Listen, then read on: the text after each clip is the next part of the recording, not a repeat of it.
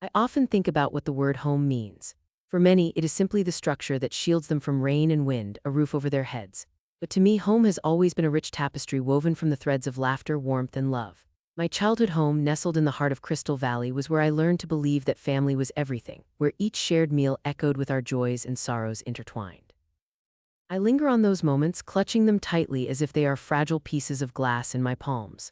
Clara, can you make spaghetti with a twist tonight? I can still hear my younger brother's voice, bright and mischievous, demanding culinary creativity from me. The way his laughter danced through the hallways like a song would always brighten the darkest of days. My father, a mountain of a man with a heart of gold, often anchored our evenings with his stories of adventure, pulling us into worlds I could only dream of. My mother, with her gentle laughter bubbling like sweet champagne, would sit beside him, harmonizing his tales, adding layers to our family's narrative. Back then, everything felt perfect, wrapped in a dream that I believed would last forever. But as the years passed, that dream began to darken. When Caleb left for college, his ambition sparkling like stars lighting up a dark sky, I was filled with pride for him. Yet I could never have predicted how that pride would soon cast heavy shadows over our home. The warmth of our shared laughs receded, leaving behind an emptiness that echoed through every room. One evening, as the sunset spilled orange and pink hues through the kitchen windows, I returned home from work, and those colors felt unusually dull against the cracks forming in our family. I walked into the house, the air thick and weighed down by silence. Once vibrant, my home now felt like a shell, empty, devoid of the laughter that used to envelop us like a warm blanket. Why can't you understand? The bills are piling up and there's nothing I can do. My father's voice, once a soothing melody, now roared through our home. My enthusiasm faded instantly. I had grown so accustomed to their playful bickering that the volume increase startled me. She is trying her best. You can't just sit there and sulk. My mother's voice pierced the air, sharp and filled with a desperation that clawed at my heart. Every word exchanged felt like shards of glass embedded deeply into the fabric of our family. I lingered by the doorway, hearing the shifts in their tones, the tremor of frustration that seemed to dance around our home like unwelcome guests. Trying is not enough, honey. I've lost my job, lost my purpose. What do you expect from me? My father's voice cracked, and at that moment I didn't know if it was anger or sadness. It twisted inside me, tearing at the pride I once had for him. Deep down, I wanted to burst into the living room and demand they stop, that we needed to be better, stronger together. But in that moment, I felt powerless, the emotions swirling within me like a storm on the horizon, threatening to break loose. All I could do was retreat to my room, shutting the door with a soft click, like a sigh escaping my soul. The days that followed warped into a blur, my family's laughter suffocated under the weight of unspoken words. My mother worked late into the night while I struggled to keep the walls from crumbling. I often caught glimpses of her in the kitchen, moving with an energy that belied her exhaustion. Clara, could you help set the table? She would ask, wiping her hands yet again on a dish towel, but even her smile flickered like a candle, barely holding on. I nodded, wanting to comfort her while feeling equally lost. The nights would stretch long and lonely as she prepared meals beneath the dim kitchen lights, her tears seamlessly blending with the smell of the garlic and tomatoes. Each clatter of the pots against the pans was a lonely echo that resonated through our home, drowning out the happy memories that once filled it. The spaghetti with a twist, my specialty, became a ghost of our family past, and Caleb's absence left a void that I could no longer ignore. I would sit on the kitchen counter, staring at the family calendar, a simple board that had once been a vibrant marker of our lives. Now it sat neglected and lifeless, only serving as a reminder of my brother's growing detachment. Then came the news of my grandfather's illness. My heart was instantly filled with dread. The man who nurtured my childhood dreams was now hanging on by a thread, and the very thought clenched my chest like a vice. Clara, we should visit him this weekend, my mother warned, her voice quivering. I nodded numbly, my thoughts racing. Could he really be leaving us? What would it mean for our fractured family? Days morphed into an aching cycle of hope and despair until that final phone call billowed into our lives like a cold wind, stealing away what little warmth we had left. As we stood at his funeral, the world blurred around me. The verdant hills of Crystal Valley, usually so inviting and lovely, slumped under the weight of my mourning. I felt like an island adrift with no anchor, my sorrow threatening to swallow me whole. Clara, together we will be all right, my mother whispered, squeezing my hand. But even her gentle words felt hollow against the churning storm in my heart. As we stood by the graveside, the chill of the autumn air bit through my coat like an alpine gust. The smell of damp earth and freshly turned soil enveloped us, mingling with the soft murmurs of friends and family trying to console each other. But all I could hear was silence, an oppressive quiet that mirroring my breaking heart. Then it happened. A figure looming in the shadows, shrouded in icy detachment, my Uncle Simon. The sight of him sent shivers down my spine, and I could feel my fists clenching at my sides. This man, who should have been there for us, stood alone with an aura of resentment clinging to him like an unwanted ghost. The betrayal he had inflicted upon our family echoed in his hollow eyes. Did you hear what the rumors are saying? He sneered, his voice an unsettling whisper that chilled me further. I knew your father couldn't keep a job. Everyone in town is talking. The horror swelled within me like bile rising in my throat. At that moment, my mother turned pale, a frown creasing her face as if she had been struck. "How could you?" she gasped. "It doesn't take much to see it, really," he continued, holding himself with a smirk as if relishing the power he wielded over our anguish. "A man's falling apart, and it's only a matter of time before everyone knows. You think that makes you a family? You are only as strong as your weakest link." Fire ignited in my veins, flaring up from the depths of emotion swirling within me, fear, sadness, and intense anger. I could feel my vision narrowing, focusing on him like a hunter stalking his prey. My heart hammered in my chest, a primal beat that urged me to take action. "Stop it, Simon," I shouted, unable to contain the tremor of rage lacing my words. "This isn't the time or the place. Have you no humanity? We are grieving." The silence that fell upon the gathering was heavy and suffocating. Simon stepped back, his smirk faltering as he registered my fury. The eyes of our relatives darted back and forth, uncertainty swirling in the air. I suddenly wished I could snap my fingers and erase him from existence. How could someone so shallow hurt us while we were at our lowest? The realization that he had been the one sowing seeds of discord in our lives felt like a dagger plunging deep into my heart. I never could have imagined that during our family's most vulnerable moments, he had chosen to stand there laughing silently, whispering poison while we suffered together. The icy grip around my throat tightened as my world was consumed by despair and clarity, igniting a fire within me, a determination that couldn't be extinguished. I would not allow my family to suffer in silence. This terrible injustice struck hard, crafting plans in the shadows of my heart as resolve washed over me like a cleansing tide. "Your words will not erase us. Your small Uncle Simon, and I will see to it that you never hurt us again," I promised myself, clenching my fists, the weight of my vow settling like a cloak upon my shoulders. This was only the beginning. The fight for my family's pride and dignity had now become a quest etched into the very core of my being. As the sun set low and our family began to disperse, all I could envision was the journey ahead, my heart pounding with purpose. There was a fire burning in the ashes of our sorrow, a warmth that had begun to thaw the icy grip that had taken hold. I was determined to become the voice of the voiceless, the advocate for those who felt crushed beneath the weight of betrayal. As darkness enveloped us, I was ready to step into the shadows to reclaim our story. This was just the beginning, determined to reclaim my family's honor and lift the weight of the chaos hovering around us. I plunged into a world of secrets and hidden truths. The need for justice compelled me forward, guiding me as I worked quietly behind the scenes. I began meticulously gathering evidence. Every whispered accusation and veiled threat Uncle Simon had cast upon our family required careful documentation. I contacted trusted family friends who could shed light on Simon's deceptive ways. Day after day, I met with them, piecing together my grandfather's suspicions and reinforcing the heartbreaking truths that had surfaced. Each step felt like climbing an uphill battle, but I clung tenaciously to my hope and resolve. The hours stretched late into the night as I sat at my desk, poring over notes and collecting anecdotes of Simon's disgraceful behavior. The wooden surface of my desk was covered with a disorderly array of papers, half-finished cups of cold coffee, and a flickering lamp that cast elongated shadows on the walls, adding to the weight of the secrecy that held me captive.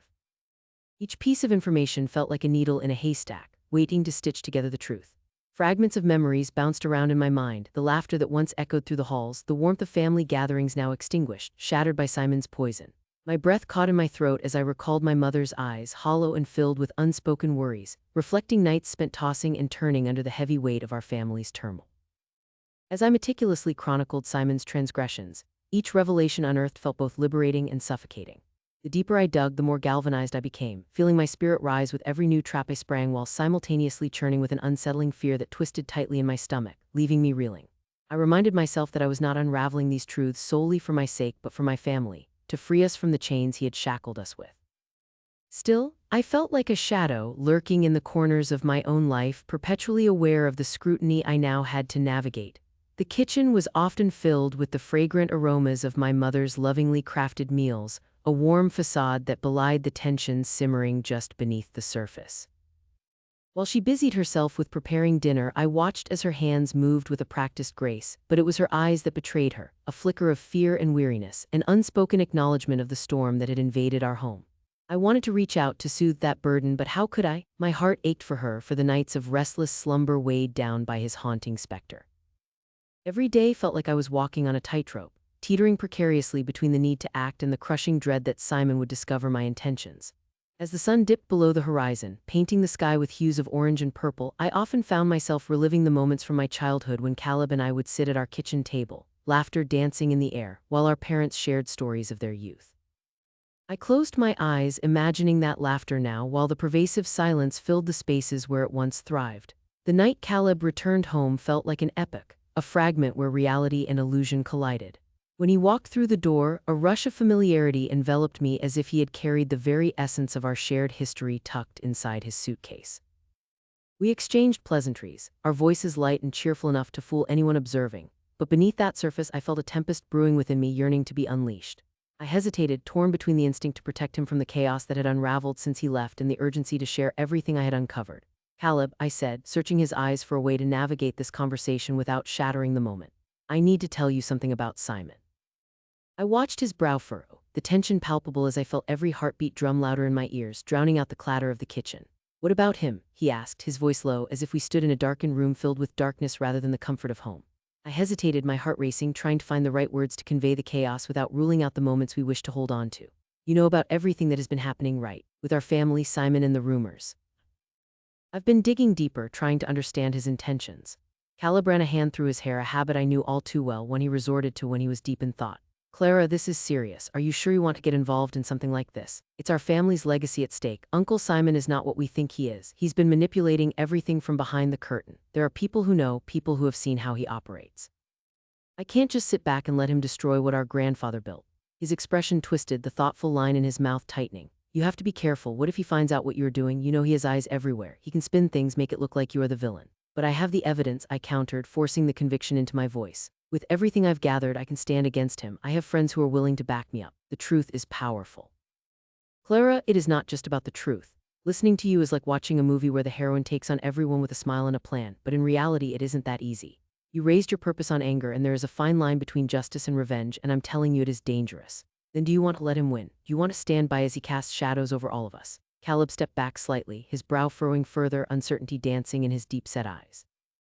"Of course I don't, but you have to approach this with a clear head. You're talking about destroying family bonds. What if those bonds are made of nothing but chains, Caleb? Too long Simon has sat on the throne, rewriting history and crushing anyone in his way. It's time for us to reclaim our narratives, or we will be lost forever. Reclaiming isn't the same as destroying. Be mindful of how you tread, the damage may become irreversible." His words hung in the air like a heavy cloud, and for a moment silence enveloped us. I glanced down, feeling anger and guilt collide uncomfortably within my chest. "You make it sound like I'm the villain here. I'm just saying destruction comes at a price. I don't want to watch you suffer because you feel so compelled to run blindly into this fight." I shook my head, my heart racing with a mix of frustration and determination. "There is nothing blind about this, Caleb. I see the damage he causes clearly. Those nights I spent collecting evidence, I saw how each lie and manipulation strained our family. We can't let his games go unchallenged, or the fabric of who we are will become completely frayed." "This won't be easy, Clara," Caleb said, stepping closer, lowering his voice to a more intimate level as if he feared being overheard. "Whatever you uncover, you have to be prepared for the consequences. You can't turn back once you go down this path." "But I have to go down this path," I insisted, unable to keep my emotions at bay. "I refuse to live in a bubble of deception anymore. We know I must do this, not just for me but for Mom, for Dad. We deserve to rise above." Caleb's eyes softened as he studied me, an understanding flickering within their depths, but he remained cautious. "What are you going to do next, then?" "I will confront him with what I have." The finality of my answer hung in the air like a promise I was preparing to keep, and despite the fear that coiled within me, I couldn't suppress the surge of hope that accompanied it. "That's brave, but don't underestimate Simon. He is cunning." "I am aware of that. Cunning deserves cunning right back. I won't go into a showdown without a plan." As we continued to talk, strategies ignited between us, possible approaches, alliances with family, friends, and every detail about Simon worth remembering. My heart thrummed with renewed purpose, aching to ignite the flame of justice that had flickered for too long in the shadows. This wasn't just about me anymore, it was about us, our family, and I would not fail to protect it. With every word, the storm within me shifted, crackling with anticipation, a promise of the confrontation to come. Unbeknownst to Simon, I was no longer just a part of the audience in my own life. I was set to become the architect of change, and I would make sure my family's honor was reclaimed from the ashes of despair he created. The reckoning was drawing near, and I felt the first exhilaration of justice on the horizon. I stood at the back of the room, a mere shadow amid the laughter and celebration, my heart a battleground of emotions. The bright balloons and confetti decorated the room, an explosion of color that was meant to signify joy, but all I felt was the heaviness of the folder clutched tightly in my hands. The smell of rich chocolate cake wafted through the air, mingling with the scent of freshly brewed coffee, creating an atmosphere that should have been comforting. But instead it felt suffocating, almost sickening, as the reality of my mission soaked into my very bones. "Look at Uncle Simon," a cousin murmured beside me, her voice dipping low but still audible. "He thinks he's the star of the show." I glanced over at the man whose charm had always seemed like a warm blanket to our family, but beneath that guise was a seething chaos, deception festering in the shadows. Today, on his birthday, I didn't just want to confront him. I needed to dismantle the fortress he had built by manipulating every one of us. Every laugh erupted around me like a drum beat against my resolve. Each jovial toast sounded like a challenge. To Uncle Simon, the glue that holds us all together, someone hollered, raising a glass. I clenched the folder tighter, my knuckles white as I felt the evidence of his betrayal burn into my skin. How could they stand there, toasting a man who had built our family on a foundation of deceit? I was grateful for the heat in my cheeks. It reminded me I was alive, that my heart was still thumping and resolute against the storm brewing inside me. And as I watched him, the center of attention, basking in the limelight, a swell of righteous anger surged within me. I inhaled deeply, feeding on the tension that bubbled up beneath the surface, the anxious whispers in the corners of my mind screaming that this was my moment. I could feel my focus sharpening like a blade, every fiber of my being geared up for what was to come. I finally spotted my parents standing together with faint smiles plastered on their faces, but deep in their eyes I noticed flickers of confusion, perhaps even concern. I drew strength from their presence. They had been so trusting, so willing to believe in Simon's good nature, and it was time for the truth to wash over them like a cleansing wave. The moment felt heavy. A thick silence wrapped around me like a shroud, but I pulled the folder closer to my chest, the evidence inside promising liberation. The air shifted as guests continued their idle chatter, unaware of the brewing storm. One last glance at Simon shook me to my core. He leaned back in his chair, one hand raised in a casual wave, a perfect picture of confidence, his laughter echoing through the room. But somewhere behind that facade I could see the danger lurking, the judgmental stare of the family he had betrayed. "Excuse me, everyone," I called out, my voice breaking free from the chaos around me, quivering but determined. It felt like a thunderclap. Conversations halted, drinks paused mid-sip, and all eyes focused on me. "I have something important that must be said." The room quieted, leaving a surreal hush hanging in the air, the stark contrast to the vibrant birthday chaos almost palpable. I could feel the heat rising to my cheeks, 1,000 glances weighing down on me, a mixture of curiosity and concern flashing across their faces. So many familiar expressions twisted in disbelief, and in that moment I felt both insignificant and monumental. "Clara, dear, what is it?" My mother whispered, her voice strained as she stepped slightly forward, eyes dancing with worry. "Mom, please," I breathed, knowing that what I was about to unveil would shatter the fragile peace in our family. My heart raced as I met Simon's gaze, a whirlpool of emotions swirling within him, confusion, curiosity, perhaps even a hint of panic. I can no longer remain silent in the face of the betrayal that has engulfed our family. "Uncle Simon," I said, using that coveted title that so many cherished, "the truth has emerged." As I spoke those words, I unfastened the folder, the edges crinkling as I revealed the documents within, each page holding a different piece of the puzzle that would unearth the lies he had spun so meticulously. "It's time everyone knows what you have been doing behind our backs." I slammed the folder onto the table, papers fluttering as they spread out like a game of cards, all laid bare. I detailed every little manipulation he had orchestrated. The whispers that traveled like a chain reaction, sowing discord and distrust, the times he feigned concern while reveling in our family's turmoil. "You have torn us apart with your toxic whispers, Uncle Simon." The silence became an entity of its own, encompassing the room, pulling everyone into its depths. I felt the walls closing in, but I wasn't afraid. I was resolute, fueled by the swelling righteousness within me. I could see the expressions on their faces morphing in real time, curiosity shifting into horror, disbelief melding into realization. The impact of my words was like a tidal wave crashing over the brittle remnants of trust still clinging to our relationships. "Betrayal," someone gasped from the back, the word turning into an echo as more voices joined in. "What do you mean, Clara? My God, is this true?" Another voice rose, disbelief almost trembling like a thin thread about to snap. And from my peripheral vision, I saw my mother's free hand cover her mouth, her eyes wide and pleading for a truth she was afraid to discover. "Yes," I called, my voice unwavering despite the doubt creeping into my mind. "He poisoned our thoughts with lies. Do you even realize how he manipulated all of you into suspicion against one another while playing the role of the caring uncle?" My words spilled out, unfiltered and fierce, driven by years of hurt bubbling just below the surface. "Simon, is this true?" My father's voice cut through the chaos, his face twisted in anger and confusion. The crack of disbelief in his tone signaled that beneath the surface he too had been wrestling with the truth of Simon's dark influence over our family. The older man's suave demeanor faltered for a moment, and I relished in that glimmer of worry crossing his face. "Hold on, Clara, this is absurd. You can't just—" "I can and I will," I interrupted. "It's time everyone sees you for who you truly are." I gestured towards the folder, spills of evidence now cascading across the table, the emails, the texts, the calculated lies, the web of deceit that had trapped us for too long. "And what do you think this is going to prove?" He shot back, his bravado wavering. "That I cared too much about this family, that I wanted to help." "Help?" I scoffed, frustration bubbling over. "You don't help someone by feeding them venomous lies, Simon. You don't tear apart relationships just because it gives you power. Your idea of help is tyranny masked as concern." The gulf of disbelief stretched wider as relatives exchanged glances, the truth beginning to unravel around them. I could hear faint murmurs rising and falling like waves crashing along a rocky shore, their minds struggling to grasp the reality I was laying bare. Clara, sweetheart, let's not do this. My mother pleaded, her voice soft but cracking, as if hoping to put a blanket over a blazing fire of truth that needed to burn bright. No, Mom, I exclaimed, feeling a fierce protectiveness for the family I had grown up with and a determination to unveil the veils Simon had cast over us for years. We can't keep pretending everything is okay when it's not, don't you see? He has turned us against one another and we have let him. As I caught my mother's eye, their connection seemed to fray, the tension in the air palpable. My father turned to her, his expression shifting from disbelief to an understanding that chilled me. Is it true? He asked, the quiet storm of emotions raging in his voice. Have you really been lying to us? It's not what it sounds like, Simon attempted, but his words fell flat, crushed under the weight of the truth I had just hurled before us like a relentless wave. What does it sound like, Simon? I shot back, bitterness spilling over. You manipulated us into believing that we were the ones who were wrong, who were unforgiving. You used your position in our lives to sow seeds of division. The shock on the faces around me was enough fuel to keep pushing forward. I watched their eyes dart nervously from Simon to me, absorbing the revelations, the betrayal crystallizing in their minds with each moment that passed. A swirling vortex of emotions filled the room, confusion, disbelief, anger, but most profoundly, the raw hurt of realizing trust had been ripped away. The silence enveloping the room shifted, subtly but distinctly, as the collective understanding began to take root. My mother finally broke the grip of disbelief, her voice shaky but strong. Why did you do this, Simon? We trusted you. We welcomed you into our lives. His facade cracked further, a chiseled mask splintering under the pressure of honesty. I did it for us, I did it for our family. He shouted, desperation coloring his words, but they fell flat as the gravity of his betrayal settled. No, I countered, my resolve hardening. You did it for yourself, you needed power, control, you prospered while we fell apart.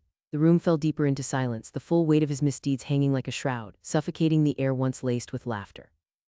I turned slowly, taking in the faces of family members whose expressions shifted as understanding dawned on them like morning light breaking through a storm. The ties that had bound us together, so tightly woven with trust, were now frayed threads in the hands of a skilled manipulator. The tension that had always lingered beneath the surface was bubbling forth, ready to burst. My father took a step closer to Simon, his towering figure casting a long shadow. You will never hurt this family again. I took a breath, and the entire world seemed to still. I observed the despair flicker in Simon's eyes, but also sensed a flicker of guilt beginning to weigh heavily on the room, a palpable shift in the tide. In that moment, I knew that my family was waking up from a long nightmare. As the reality settled in, I felt a surge of hope. This confrontation was just the beginning, a stirring of voices against the chains he had forged between us. For each ounce of silence that echoed through the room, my heart sang louder, a hopeful melody ready to reshape the narrative under Simon's reign. The path ahead was uncertain, but the shadows that had clouded our family were finally beginning to lift. I had taken the first step in reclaiming our unity, and nothing would stop me from exposing the truth. As the cacophony of shocked expressions spread through the room, Uncle Simon's world began to crumble before our eyes. His face twisted, a mask of incredulity mixed with fury. My heart raced, thumping in my chest as the tension escalated. You're lying, he shouted, his voice cracking under the pressure. You've been manipulated, you don't know what you're talking about. It was a desperate flail, a drowning man grasping for anything to stay afloat. But the evidence was laid bare before us, irrefutable and damning. It carried the truth that could no longer be silenced. The atmosphere in the room shifted almost imperceptibly at first, like the calm before an impending storm. I could feel it, a charged betrayal hung in the air, thick enough to cut through. My family metamorphosed, shadows retreating under the brilliance of illumination from the truth. A wave of overwhelming relief washed over me, almost too much to bear. It felt like stepping outside for the first time on a sweltering day, when the icy fingers of despair melted away in the sun's embrace. Thoughts flitted through my mind like leaves caught in a gusting wind. Finally, I thought. Finally, we were breaking free. In that moment, my father stepped forward, fists clenched so tight that his knuckles turned white. A fierce protector reborn, he emanated a raw primal strength. Enough, he thundered, his voice reverberating like a clap of thunder in a stormy sky, confronting Simon with the vigor of a lion. We will not allow you to hurt us any longer, Simon. Your deception ends here. I glanced around, my eyes darting from family member to family member. The once fragmented pieces were beginning to connect, weaving together a mosaic of shared suffering and newfound resolve. My brother stood rigid beside me, an unbreakable wall against the chaos. His jaw was set and his brow furrowed as he watched our uncle, a struggle of emotions simmering just beneath the surface. I could see the heartbreak, the betrayal reflected in his eyes, but also something new, a flicker of strength igniting as he realized we were all in this together. The tension crackled in the air, a living thing that vibrated with unsaid words and suppressed emotions. I glanced at my mother, who was slowly stepping forward, her posture straightening as if she were shedding a weight that had been weighing her down for years. This was the woman who had been hesitant, always caught in the web of Simon's lies, but now her spirit ignited with strength. Her voice, usually soft and hesitant, rang out with unwavering conviction, piercing through the haze of anger that lingered. You have betrayed us, Simon, she said, her voice steady yet fierce as a storm. For far too long we have allowed your deceit to shadow our lives. No more. Each word was like a hammer striking an anvil, forging our unity with every syllable. A collective inhale washed over the room, tinged with disbelief and anger simmering just beneath the surface, ready to boil over. As Simon stood there, his features a stormy mix of rage and disbelief, I exercised a cautious empathy for him, even if only for a fleeting moment. I could not deny that this was also a part of him, a man once revered but now reduced to a desperate figure staving off ruin. Yet my empathy could not override the reality of the harm he had caused, not just to me but to all of us. I fought against the urge to feel pity as a wave of resentment surged, remembering the years of pain and confusion. With a quick motion, Simon turned to the exit, his defeat palpable as his shoulders slumped under the weight of what he had lost, a family that had once revered him as a guiding light. Yet there was something cathartic as I watched him leave, a storm of disbelief and anger simmering behind him, clouds gathering yet unfurling a promise of serenity. I sensed that something extraordinary had transformed in us. All those years of silence had been shattered beneath the unforgiving illumination of the truth. The moment he crossed the threshold, a charged energy surged through the room, a collective sigh escaping our lips as if we had all held our breath for far too long. Is it done? I whispered, my voice trembling on the edge of disbelief. I could hardly bring myself to believe we had finally done it. We had confronted the source of our pain. A single tear slid down my cheek, not of sadness but resilience. I turned to embrace my parents and brother, feeling the overwhelming weight of despair lift as we clung to one another. It was an embrace drowned in relief, an acknowledgement of an ordeal we had collectively endured. Each fold of our bodies pressed together carried the unspoken understanding that we were stronger together than we had ever been apart. Clara, my mother murmured, her voice breaking through my reverie, I am so proud of you. The warmth of her words enveloped me like a blanket fresh from the dryer. You were so brave, my love, you were the catalyst for this change. None of this would have happened if you hadn't found the courage to speak up, my brother added, his voice thick with emotions of gratitude and admiration. The bond we shared blossomed in that moment, fortified against the sharp edges of the world outside. I felt the cracks in my heart begin to mend, like clay reshaping itself into a new form. We did this together, I said, all of us. We will start anew, my father declared, his voice low and throaty yet resolute. Together. Each word cemented our commitment to the path ahead, the rebuilding of what had been lost. As we pulled apart to exchange glances, there was a new light shining in our eyes, one that had not been there before, one that radiated resilience. The family unit that had once been a fractured illusion of ourselves had transformed into something whole. We had become a cohesive unit forged through the trials of betrayal. The once muted house stirred to life with the laughter we reclaimed. It echoed through the walls, rich and vibrant, filling the spaces Simon had once tainted with disappointment. As we moved throughout the rooms, memories that had been overshadowed by deceit surfaced. Every sound, the clinking of dishes, the rustle of fabric, the laughter bubbling from deep within us held newfound meaning and depth. We wrapped our arms around each other again, each touch weaving a thread of understanding and love, solidifying our newfound unity.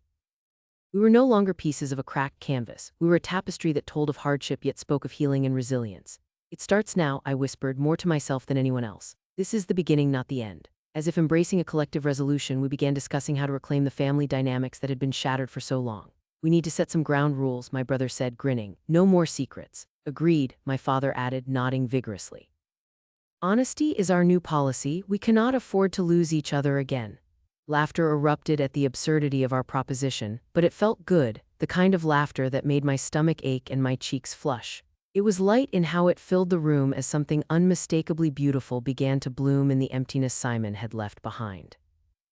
In that embrace, in our laughter, our true family story began, one defined not by every painful secret we had endured or the silence we tolerated, but by the light we reclaimed together. We emerged, not unscathed, but resolute and prepared to confront whatever challenge the future might hold. This was the day we chose our own narrative, building bridges where walls had previously existed, ensuring that our laughter echoed freely, a beautiful harmony healing the wounds of yesterday, transformed and unbreakable together.